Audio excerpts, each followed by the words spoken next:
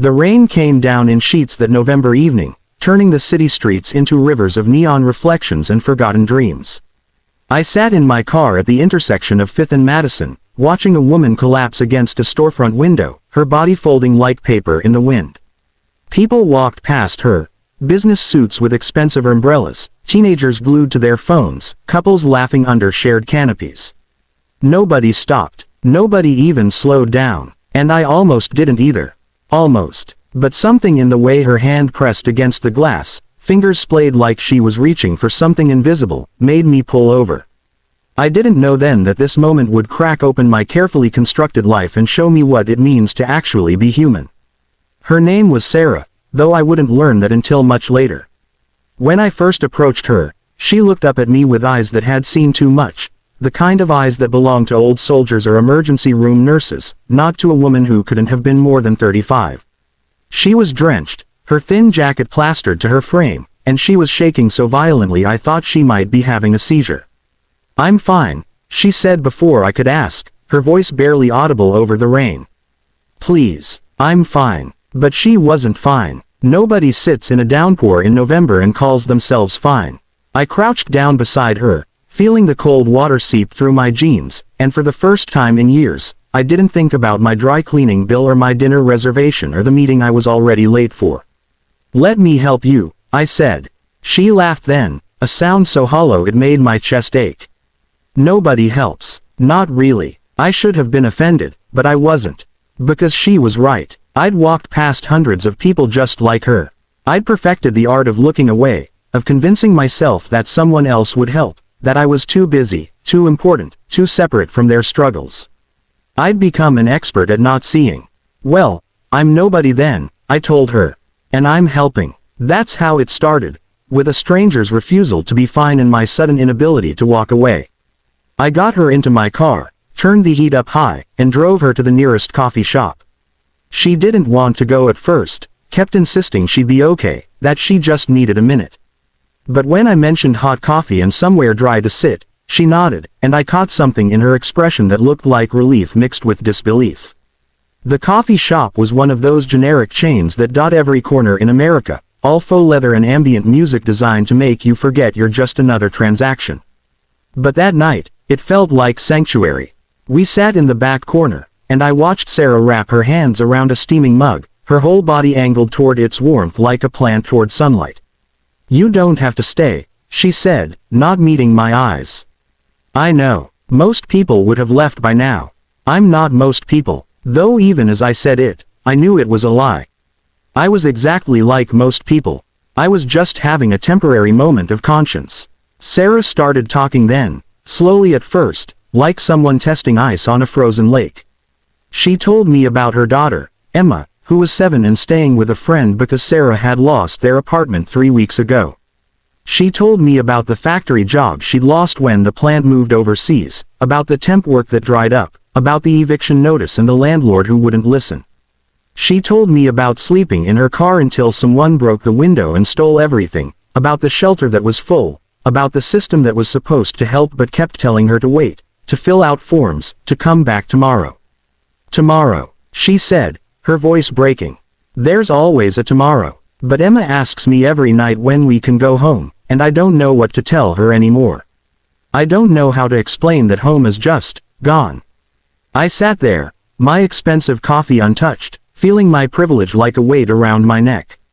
I had 2 spare bedrooms in my condo. I had savings accounts and retirement plans and investments. I complained about traffic and slow Wi-Fi while this woman was trying to figure out where her daughter would sleep. What if I could help? The words came out before I'd fully thought them through.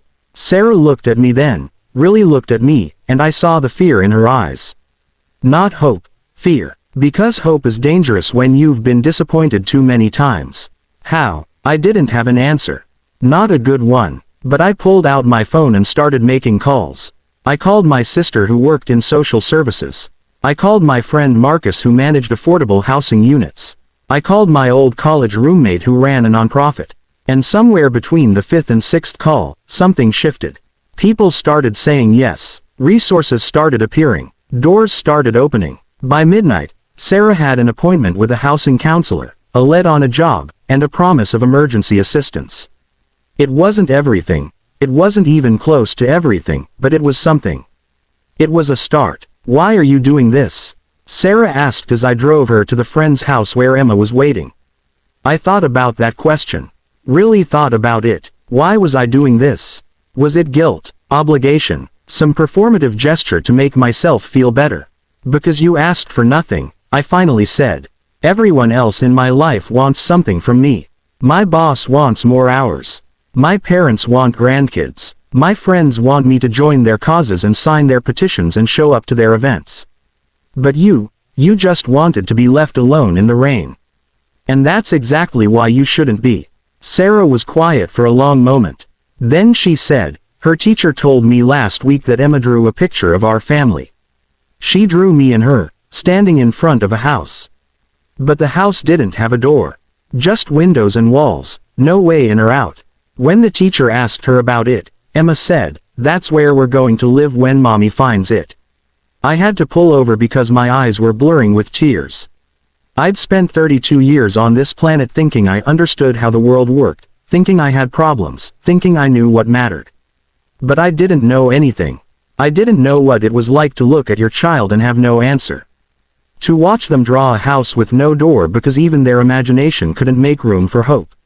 3 months later, I stood in Sarah's new apartment, modest, affordable, but clean and safe and hers. Emma ran through the rooms, her laughter bouncing off walls that finally had doors. Sarah had started her new job the week before, and while things weren't perfect, they were possible. That's all anyone really needs, possibility. "I don't know how to thank you," Sarah said, watching her daughter play. But here's what I'd learned in those 3 months. She didn't need to thank me. I needed to thank her. Because she'd given me something invaluable. She'd shown me what it means to really see people, to stop walking past suffering like it's just part of the scenery, to understand that kindness isn't about grand gestures but about showing up when showing up is hard. I'd also learned that she wasn't unique. The more I looked, the more I saw them, people just trying to hold it together, one crisis away from catastrophe, invisible to a society that had perfected the art of not seeing. And I'd learned that helping didn't make me special, it made me human. Finally, actually human. We'd started something, Sarah and I, along with the dozen others who'd joined the effort. A network of people who'd decided to see each other, to catch each other when the fall came. Because the fall always comes, for all of us eventually. The only question is whether anyone will be there to break it.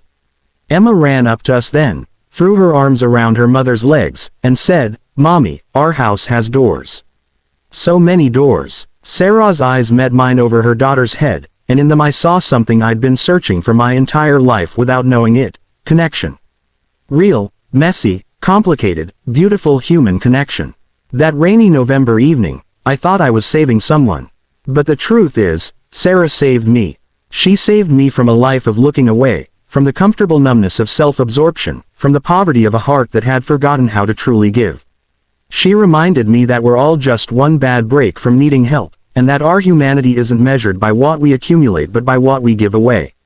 Now, when I drive through the city at night, I see them, the people pressed against windows, the ones asking for nothing, the ones everyone walks past.